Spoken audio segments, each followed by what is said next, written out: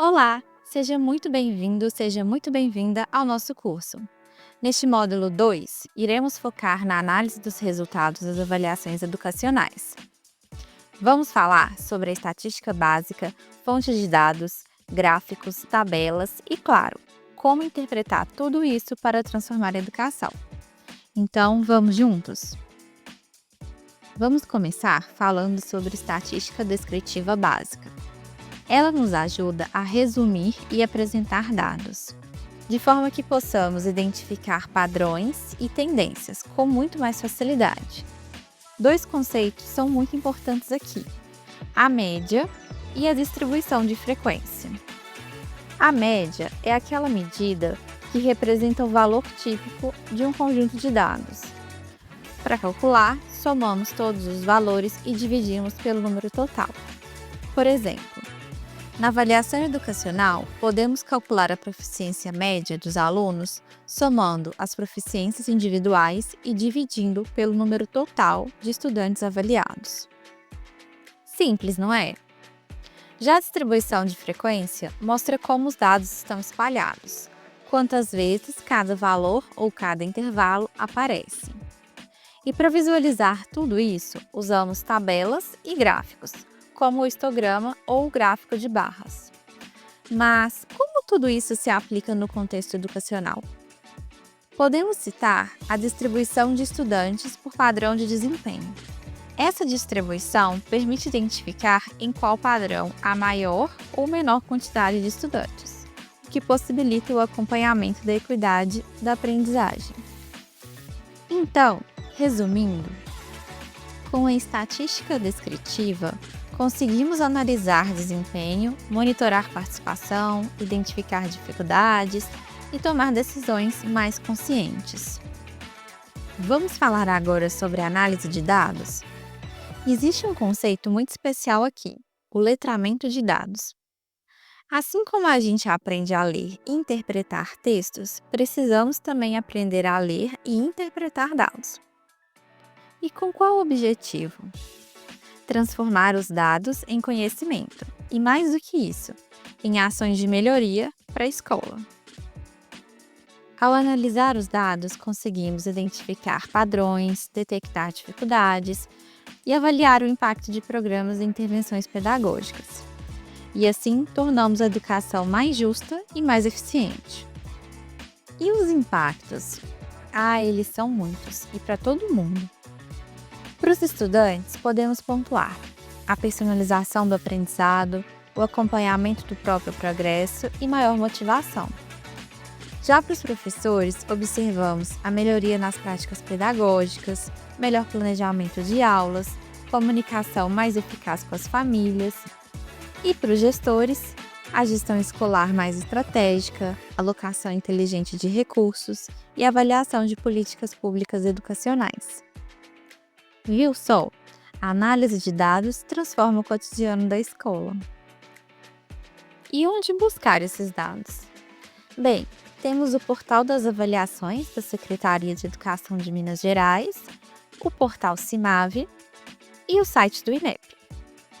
O portal das avaliações foi elaborado para facilitar a comunicação e o acesso aos dados e aos materiais relacionados às avaliações educacionais. Aqui você encontra os painéis de dados, que são uma ferramenta dinâmica e fácil para consultar os resultados. Tem o painel das avaliações formativas, avaliação externa somativa, IDEB, reforço escolar, indicadores contextuais, avaliação da fluência, clima escolar e habilidades socioemocionais. E sem esquecer dos dados abertos, que qualquer pessoa pode ver. Eles são dados de participação, desempenho e descritores da avaliação externa somativa.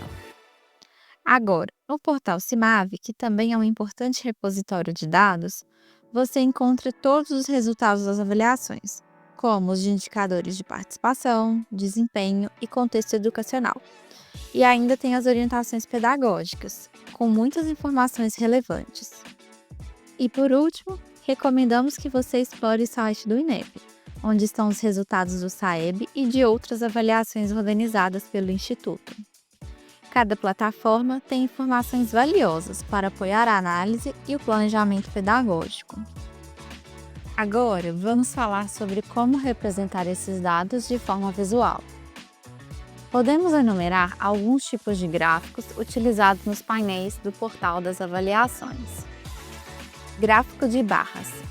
Eles representam a distribuição de frequência de dados categóricos ou numéricos discretos, mostrando a frequência de ocorrência em diferentes categorias.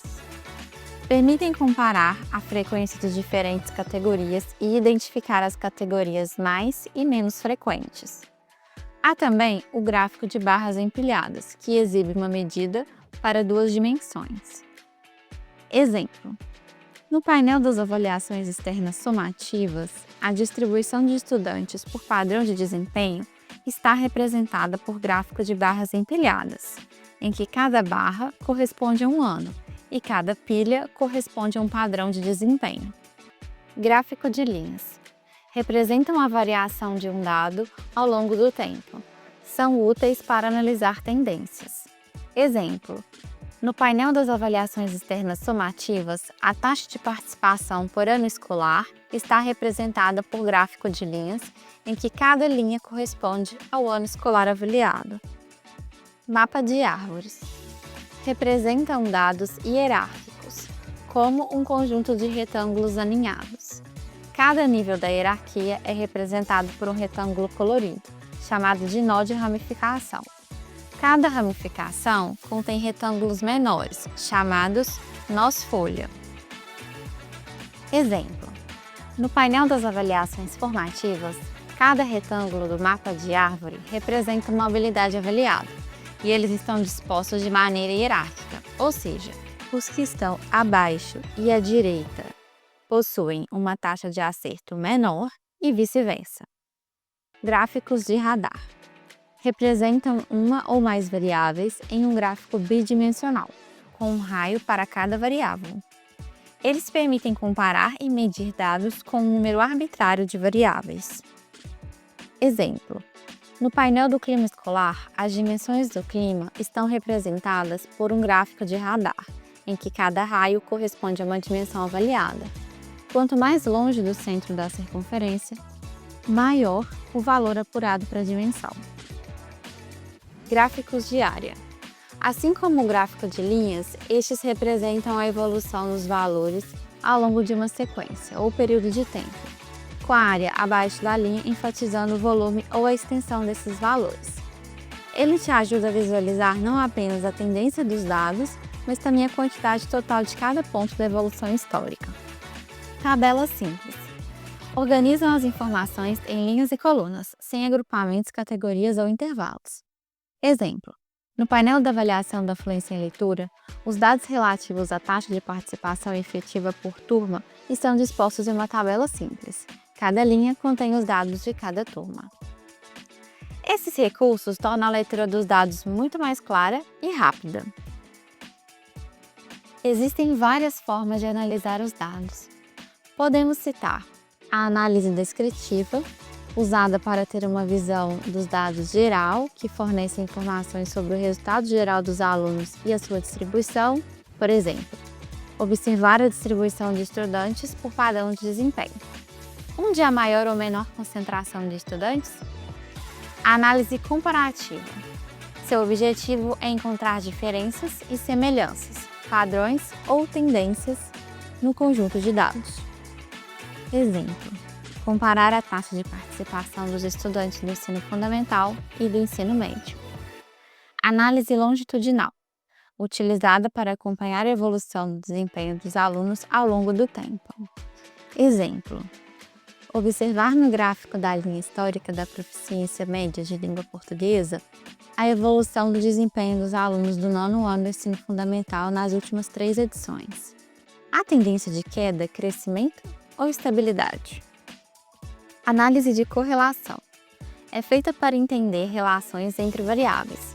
Essas duas variáveis se movem juntas. Por exemplo, verificar a correlação entre o indicador socioeconômico e a proficiência média.